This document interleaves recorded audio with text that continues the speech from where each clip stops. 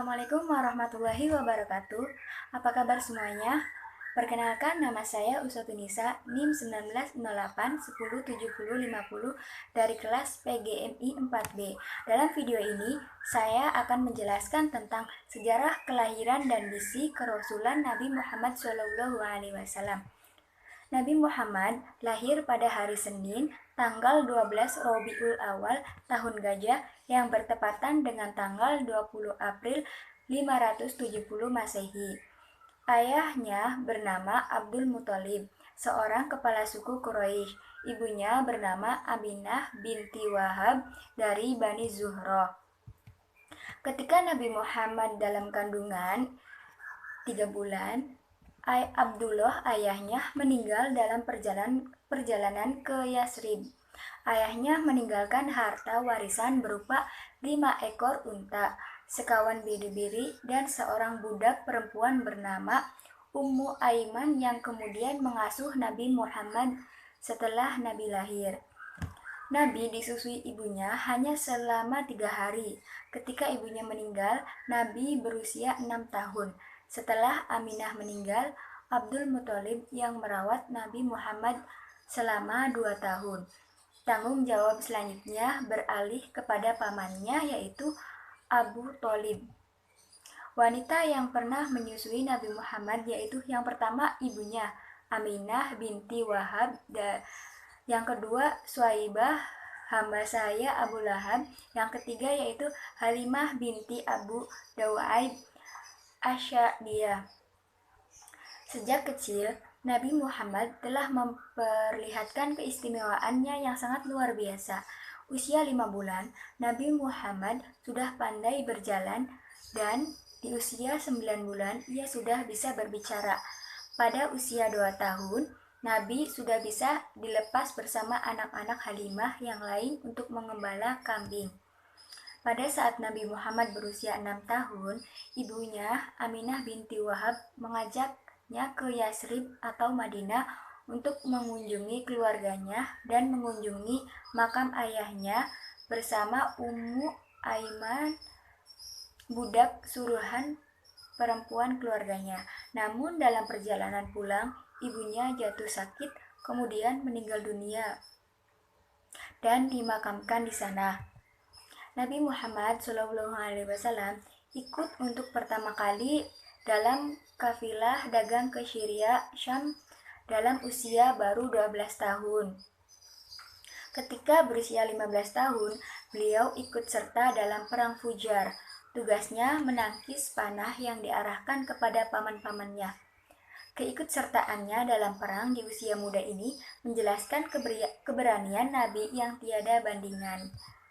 Pada usia 25 tahun, Nabi Muhammad SAW berangkat ke Syria membawa barang dagangan saudagar wanita kaya raya yang telah lama menjanda, yaitu Khadijah.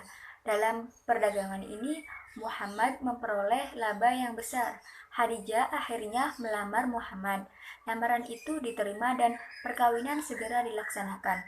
Ketika itu, Muhammad berusia 25 tahun, sedangkan Khadijah berusia 40 tahun. Beliau dikaruniai 6 orang anak, yaitu Qasim, Abdullah, Zainab, Ruqayyah, Ummu Kulsum, dan Fatimah. Kedua putranya meninggal waktu kecil. Nabi Muhammad SAW tidak menikah lagi sampai Khadijah meninggal ketika berusia 50 tahun. Setelah Khadijah meninggal dunia, Rasulullah menduda selama 3 tahun, lalu menikah dengan Saudah binti Zam'ah yang berusia 63 tahun. Kemudian berturut-turut menikahi Aisyah binti Abu Bakar Asy-Shadiq, gadis yang dinikahi Rasul. Selainnya adalah janda Hafsah binti Umar, Zainab binti Huzaimah, Zainab binti Hashin, Ummu Salamah atau biasa disebut Hindun, Ummu Habibah, Juwariyah binti Al-Haris, Syafiyah binti Huwai, Mariyah Kitbiyah, budak pemberian Raja Mesir Mukaukis yang dimerdekakan oleh Nabi, dan Maimunah binti Al-Haris. Pada usianya yang ke-35 tahun, peristiwa penting yang memperlihatkan kebijaksanaan Nabi Muhammad terjadi. Waktu itu, bangunan Ka'bah rusak berat. Perbaikan Ka'bah dilakukan secara gotong royong. Para penduduk Mekah membantu pekerjaan itu dengan sukarela. Tetapi pada saat terakhir, ketika pekerjaan tinggal mengangkat dan meletakkan Hajar Aswad di tempatnya semula, timbul perselisihan. Setiap suku merasa berhak dan terhormat melakukan tugas terakhir itu. Perselisihan semakin memuncak, namun akhirnya para pemimpin Quraisy sepakat bahwa yang pertama masuk ke Ka'bah melalui pintu Syafa' akan dijadikan hakim untuk memutuskan perkara ini. Ternyata orang yang pertama masuk itu adalah Nabi Muhammad SAW. Pengangkatan Muhammad sebagai Nabi atau Rasul Allah Subhanahu wa Ta'ala terjadi pada tanggal 17 Ramadan 13 tahun sebelum Hijriyah 610 Masehi. Tak kala beliau sedang bertahanus di Gua Hiro. Waktu itu beliau genap berusia 40 tahun. Gua Hiro terletak di Jabal Nur, beberapa kilometer sebelah utara kota Mekah. Muhammad diangkat Allah Subhanahu wa Ta'ala sebagai nabi atau rasulnya, ditandai dengan turunnya malaikat Jibril untuk menyampaikan wahyu yang pertama kalinya, yakni Al-Quran surat Al-Alaq ayat 1 sampai 5. Turunnya ayat Al-Quran pertama tersebut dalam sejarah Islam dinamakan Nuzulul Al-Quran. Nabi Muhammad SAW berada di Mekah selama 13 tahun. Secara berangsur-angsur telah diturunkan kepada beliau yaitu wahyu berupa Al-Quran sebanyak 4.726 ayat yang meliputi 89 surat. Surat-surat yang diturunkan kepada periode Mekah dinamakan surat Makkiyah. Ajaran Islam periode Mekah yang harus didakwakan Rasulullah SAW di awal kenabiannya adalah keesaan Allah Subhanahu wa Ta'ala, hari kiamat sebagai hari pembalasan, kesucian jiwa, persaudaraan dan persatuan. Yang selanjutnya yaitu akan kita bahas mengenai misi keislaman Rasulullah Muhammad SAW. Istilah misi kerasulan sebenarnya adalah terjemahan dari kata risalah. Adapun kata risalah diambil dari kata arsala yursilu. Makna asalnya adalah al-inbiats ala al-tuadati atau kesiagapan untuk melaksanakan tugas. Misi risalah adalah wahyu dari Allah yang dibawa oleh para rasul untuk disampaikan kepada semua manusia. Adapun misinya yaitu pertama mengajarkan ketauhidan.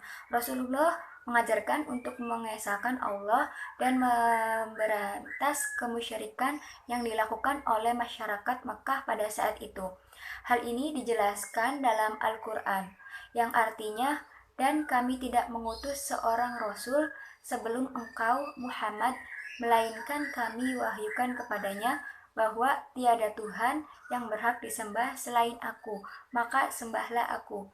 Quran Surat Al-Anbiya ayat 25. Yang kedua yaitu menyempurnakan akhlak. Ketika Aisyah binti Abu Bakar, istri Nabi Muhammad, ditanyakan tentang akhlak Nabi Muhammad, ia menjawab, akhlaknya adalah Al-Quran. Hadis riwayat Ahmad dan Muslim.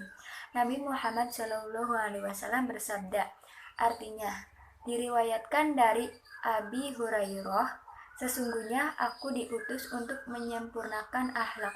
Hadis riwayat Ahmad. Yang ketiga yaitu membangun manusia yang mulia dan bermanfaat. Nabi Muhammad mengajarkan tentang persamaan derajat manusia.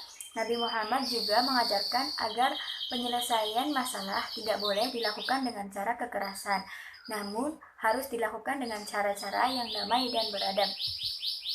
Yang keempat yaitu memberi kabar gembira dan peringatan. Rasulullah memberi kabar gembira bagi orang-orang yang beriman kepada Allah serta mengikuti beliau. Sebaiknya beliau mengingatkan kepada mereka yang berbuat kejahatan, kemusyrikan, dan kemaksiatan agar menghentikan perbuatan-perbuatan yang terlarang itu. Pahamilah firman Allah Subhanahu wa Ta'ala dalam Al-Quran yang artinya, sungguh kami mengutus engkau dengan membawa kebenaran sebagai pembawa berita gembira dan sebagai pemberi peringatan. Dan tidak ada satupun umat melainkan di sana telah datang seorang pemberi peringatan. Quran Surat Al-Fatir 24. Bukti kerasulan Nabi Muhammad SAW yaitu ditandai dengan rahmat bagi alam semesta. Yang kedua, pembawa kedamaian, kesejahteraan, dan kemajuan masyarakat.